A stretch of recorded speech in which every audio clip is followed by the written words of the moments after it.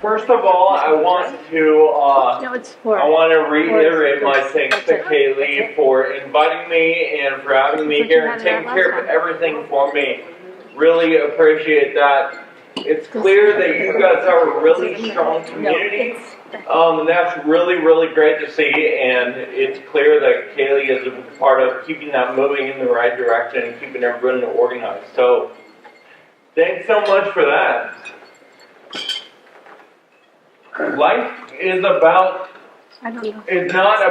what happens to us, right? Life is about how we react to the things that happen to us. Absolutely. When I was young, I drifted along like all happy kids. And I was genuinely happy. I had a loving family and lots of friends and plenty of sports and activities to keep me busy. It seemed like nothing was standing in the way of my perfect low-key life. Breeze through school, low-stress work, retirement age 60, right? Yeah, we all have that in mind. I had nothing to impede my motion, no reason to push myself. Then I hit a roadblock. At age 17, I was diagnosed with Friedreich's ataxia. Friedreich's ataxia, what the heck is that? It's like saying you're diagnosed with adrenoleukodystrophy, right? What the heck is that? Well, over the next few years, my family and I found out that Friedreich's ataxia is a rare neuromuscular disease that affects all muscle coordination from the toes to the fingertips. We found out that it would only be a matter of time before I'm in a wheelchair. It would only be a matter of time before I lose all ability to take care of myself. And it would only be a matter of time before my heart failed and I suffer a premature death. I don't know about you, but in my book, it's kind of a bummer. To make matters worse, there's no treatment, no cure, and at the time, very little hope. And I was 17. 17 is the pinnacle of optimism, right? Your whole life is in front of you. And I found out that it was nothing but downhill from there on out. So I lived with those facts for a few years. I graduated high school. I went to college at UC Davis in California, got a degree in civil engineering, and I got a good job at an engineering firm in Sacramento, California, where I lived at the time. And all the while, I was losing the ability to perform in sports I love. Sports like baseball, basketball, golf, and skiing. Well, when it came time for me to give up my upright bicycle, I put my foot down. I said, that's enough. That's enough of losing all these sports and activities that mean so much to me.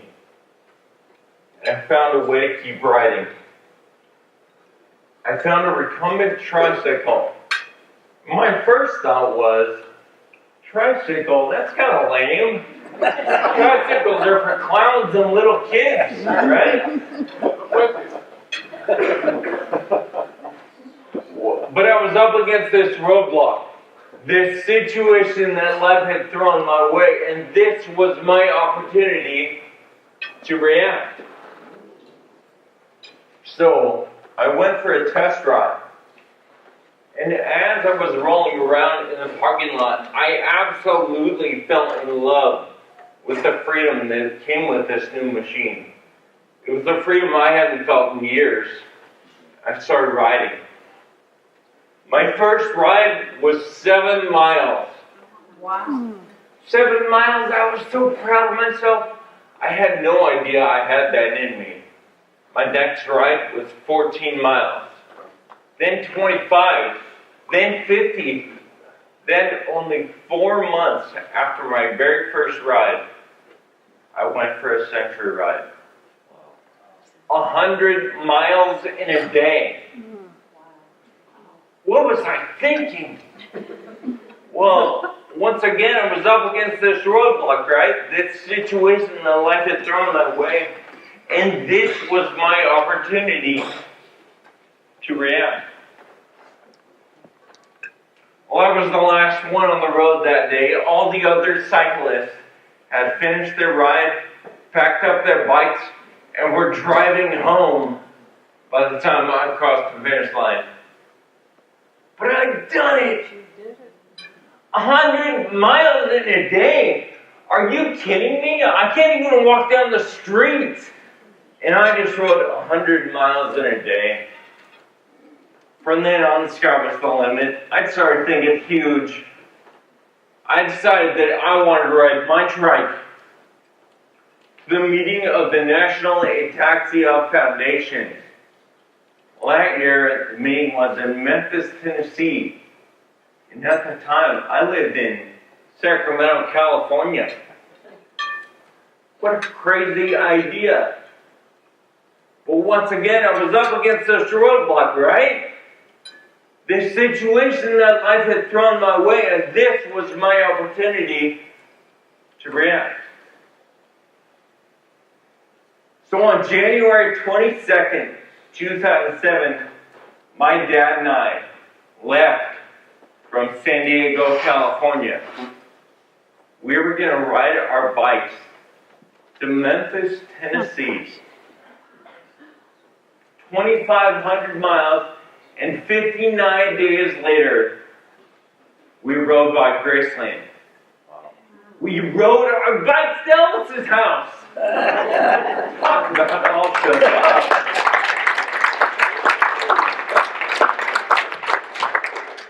We couldn't believe what we'd done. And over the next couple of years, my family and I made several more journeys. And in 2008, we did a ride from Sacramento, California to Las Vegas, Nevada, 650 miles in 13 days, and we had 20 people with us. The next year, 2009, we did a ride from Portland, Oregon to Seattle, Washington. We had 75 people with us. We knew we were onto something. The momentum kept building. And this was bigger than just me. That was the thing. At first, this ride was about me. I just wanted to ride my trike. I wanted to empower myself. I wanted to get over my own obstacles. But in these 3 rides, we realized that it was more than just about us. Excuse me, I get a little emotional because I know this is exactly part of the feeling that a lot of you are feeling, right? You're sitting at home around excuse me. You're sitting at home around the kitchen table,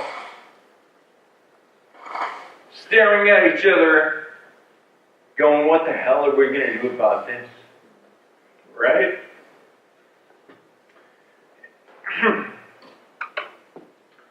And then you meet other people at meetings just like this. It happened to you in the last couple of days. You meet other people and you feel, I really didn't mean to cry like this, but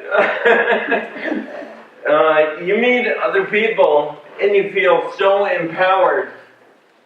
And that's community, right? And that's what the ALD community is coming together and doing here today. So the momentum kept building, and I realized it was more than just about me and my family. So in 2010, I put together a team to compete in the world's toughest bike race. It's the race across America. From Oceanside, California to Annapolis, Maryland, 3,005 miles, don't forget that 5, 3,005 miles all the way across the country. Over 100,000 feet of climbing. And there's one catch. For a team, you have to finish. To be considered an official finisher, you have to finish in less than 9 days. That meant that we had to ride 24 hours a day at an average speed of no less than 14 miles per hour. So that's in the picture on the right, that's Mike. In the middle, it's John. And on the left, that's Sean. And Sean has FA just like me. And Sean's FA, he rode an upright bike. Similar to ALD, there's, it affects different people in different ways. Onset is different, in somebody's life. So anyway, that's my buddy Sean. So here is the route for Race Across America, and all those little dots are time stations, and you have to check in every time you hit a time station, so you're not just like taking a cab across the country or whatever, right? So get this, you wake up at 2 a.m. after about 2.5 hours sleep. And first of all, you try to remember where you are, right? Then you put on your shoes, you scarf a peanut butter and jelly sandwich for fuel, and you ride like mad in the dark, in the rain, somewhere in Indiana. But it wasn't peanut butter that kept our team going, right? It was purpose.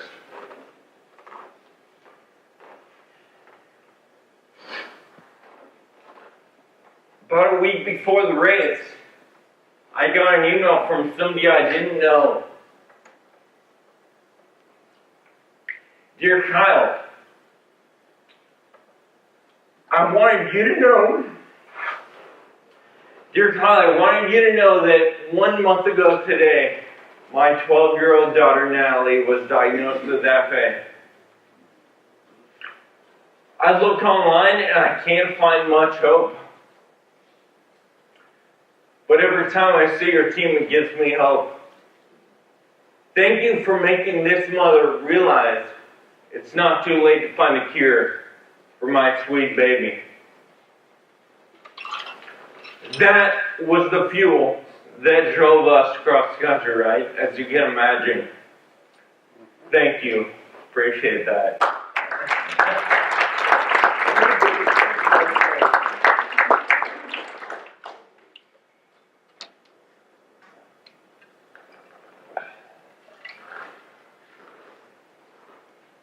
All right, and that was the picture that accompanied the email. That was the attachment to the email I received right before the race.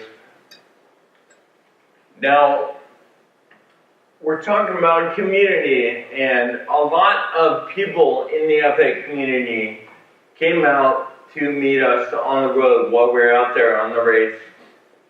You saw all those dots? They would drive for hours to meet us at a time station, and then they'd wait for hours because it was difficult to estimate when we're going to come by. And we would meet them for like 5 minutes, shake their hands, chat a little bit, and then we had to keep going. Those were the most powerful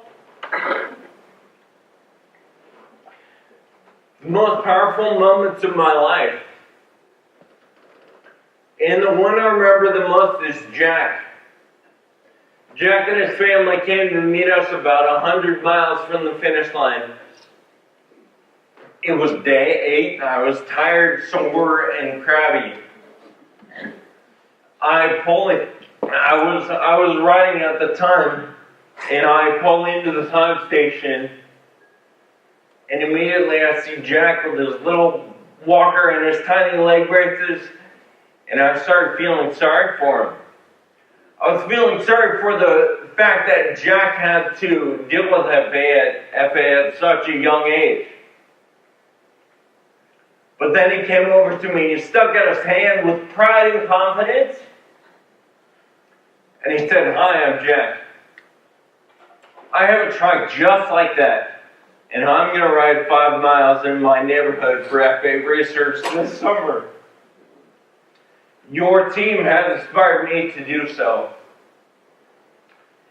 And that message was amazing. You know, we're on this 2,500, 3,000 mile bike ride, the hardest but toughest bike race in the world. And the thing that sticks out to us is this 10-year-old boy seeking his opportunity to react to his situation. Truly, truly amazing.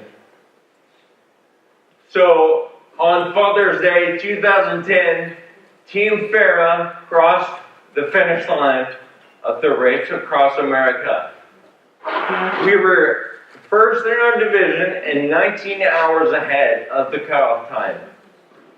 That was not only an incredible personal accomplishment for me, but it was an accomplishment for the entire FA community.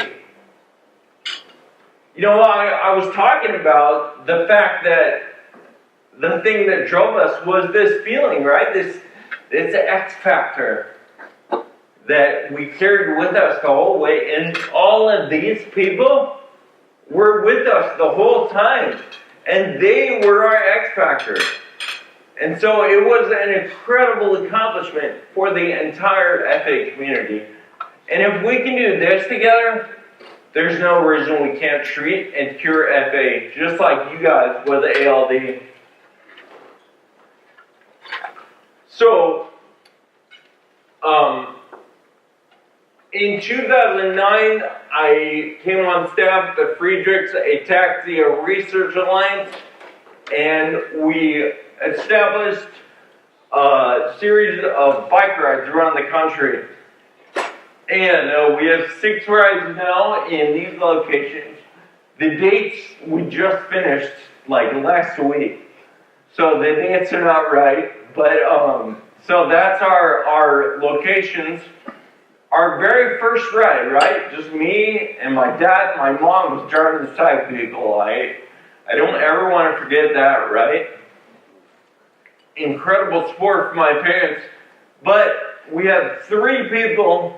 And our goal was to raise $30,000. We raised $40,000 that year, and it blew our minds. We had no idea how we even did that, right? Well, fast forward to today. We finished last week. We had 6 rides around the country, 2,500 people participating, 9 in each ride altogether. But we raised $1 million with this program 2 years in a row. We did in 2016 as well.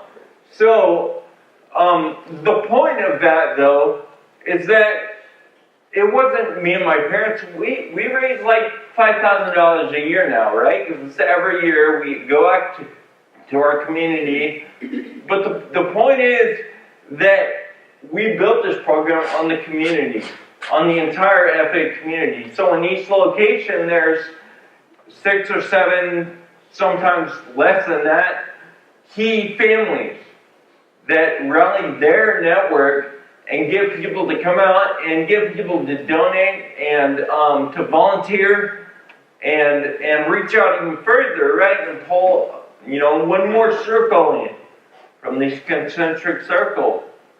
So this program was really built on community, and being part of that community and needing to reach out, I wanted to invite all of you to any of these locations. Our new dates will be on bryantataxia.org shortly, but anyway, I just wanted to throw in that shameless plug for you guys to come out if you'd like. So just a few pictures of the community. You know, like I said, I mean, look at all the smiles, right? When you're first diagnosed, it's such a crazy emotional journey, right? A tsunami of someone, an emotional tsunami. And then, you know, the opposite of that is here at Bryant, Texas, where everyone's got smiles on, right? And everybody's having a good time. Alright, so I just wanted to share a few stories from my rides, and then I wanted to share a little video too. Do we have a time check? Are we? I don't. You're okay. You're okay. Okay, we're good. Alright, cool. So, Quartzsite, Arizona. We were about 2 weeks into our first ride from San Diego, Memphis. And, for whatever reason, my dad and I were just having a bad day. Like, everything, we didn't even ride that far that day. It was like a 30-mile day, and most of our days were more like 40 and 50. And, everything hurt. The downhills felt like uphills, and the wind was constantly in our face. So we get to the rendezvous point where we're going to meet my mom, and she's going to take us back to camp to rest up for the night. And she pulls up and she goes, "You guys, you have to come with me." Like, what are you talking about? Like, this has been a bad day. We're sore and we're tired. You've been shopping all day. Like, just take us back, right? So she's like, "No, I'm not taking you back. You have to come with me." All right, fine. So my dad gets in the driver's seat. I'm in the passenger seat, and my mom's sticking her head like all excited through the, you know, she's sitting in the back sticking her head through. And we go down the road a little bit. She's like, "All right, pull in there." So we pull into this place called Reader's Oasis Books, and she goes, "Look, there he is." We're like, at first we didn't know. Me and my dad didn't realize what we were looking at. It looked like a guy with baggy brown tights on, and we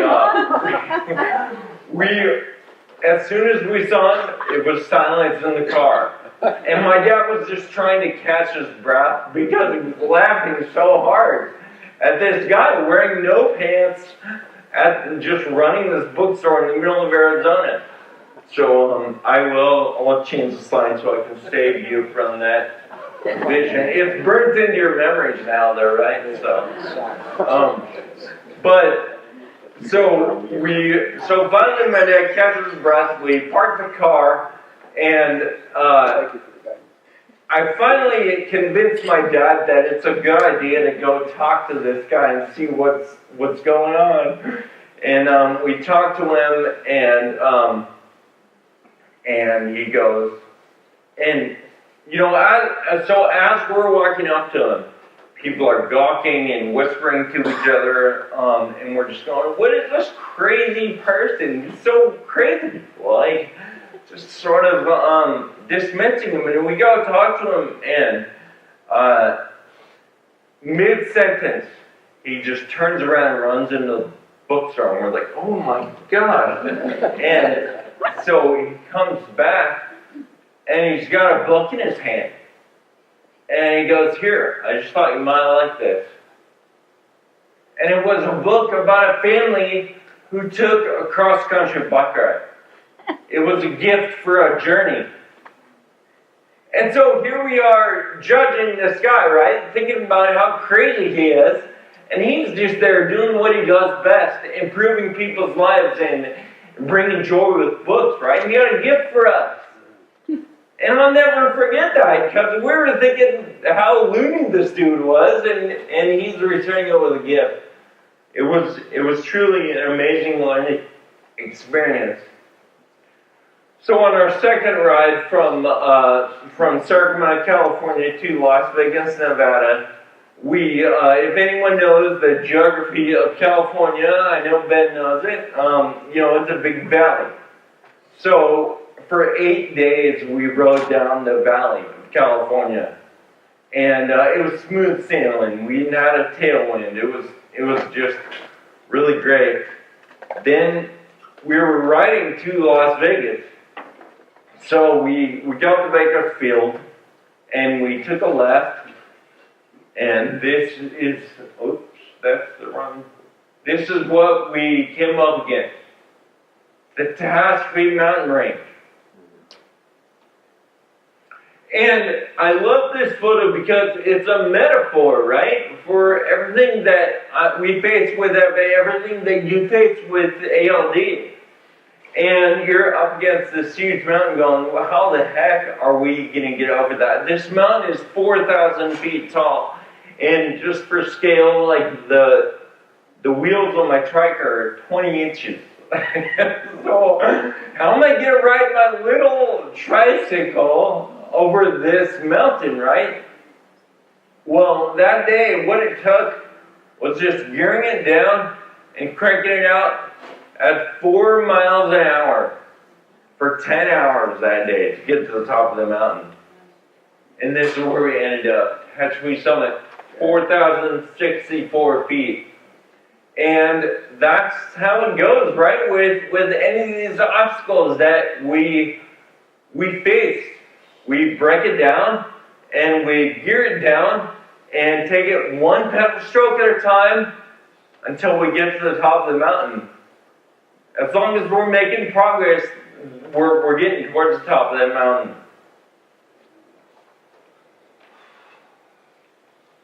So that is a little of my story. I also wanted to share a really exciting thing that's happening. So during Race Across America, we had a documentary crew that traveled with us the entire time, and there was cameras on us 80% of the time, probably. And so they put together a documentary. That documentary came out, it premiered in 2015, and before Christmas, I guess, don't quote me, but I've been saying this for 7 years, but it'll be out hopefully before Christmas, so anyone can access it on like iTunes or Amazon and play it in their house for themselves. And I wanted to share the trailer for this documentary just to give an idea of what it's going to be like. So if you could play that. He's like a magnet. People are just drawn to him. His courage, his charisma. My name is Kyle Bryant. I have Friedrich's ataxia. Kyle, the longest stages in Tour de France, and I know it's just, it's single, it's not a team, but still, the longest stages are about 112 miles. 3 of those per day. Yeah. And you got to finish in 9 days. Now, you said 8.5, so I did the math on 9. I'll go back and recalculate. You are stronger than I thought. There are a lot of people in this world that deal with challenges. There are a lot of people who live a life jeopardized by something unfortunate that they never asked for. And there's nothing they can do to change it. And there's something inside me that says, no matter what the issue or concern or disease or dysfunction is, there's a way to fight it. And there's always hope. It's pouring rain. I'm cold, I'm wet, I can barely see. And if this is what it takes, that's a small price to pay. So we'll get it done. That's good stuff.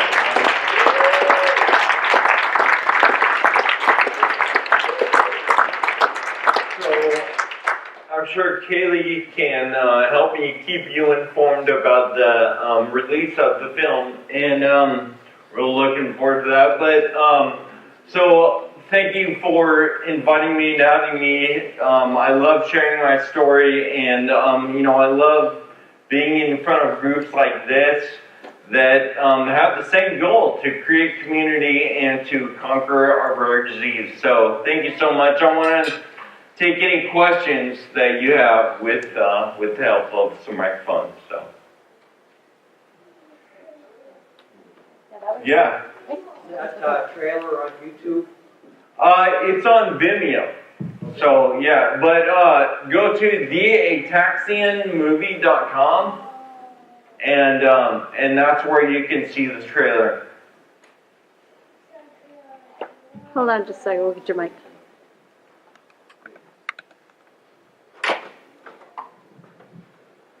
Does the tricycle have gears to make it easier going uphill? Yes, it does. It's got 30 of them. It's got 3 in the front and 10 in the back. And every time I ride, I use all of them. And so yeah, so mine is made by a company called Catrike. 1T, it's a shared T. Catrike. And they're designed and manufactured here in the U.S. They're in Florida, and I've been riding a Catrike since 2009. I think Race Across America was my first bike. Anyway, it's a great trike, and they've got a bunch of different models. So you know, the model that I ride, it's got that big rear wheel and smaller front wheels. That one is made for like more of like a racing type and speed, but they've got recreational models. I believe there's 6 different models, and they've got you know a network of dealers all around the U.S. So you can go on their website and check that out. It's a really great solution for me because I've got plenty of power left in my legs, just no balance. And yeah, I assume that's a similar thing to people with ALD. So yeah, it's definitely a good solution for me. And you might check it out, go to any of their dealers, like find a dealer on their website and just call them up and schedule a test ride. You may have to drive 2-3 hours to get there, but make it a day trip, right? So, yeah, it's really great. Thank you. Yeah.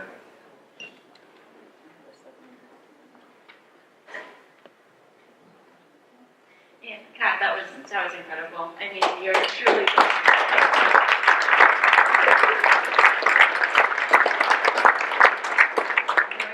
True inspiration for not only your community, but I think your story resounded with every single person in this room, whether they're a patient or not. So let's give another hand for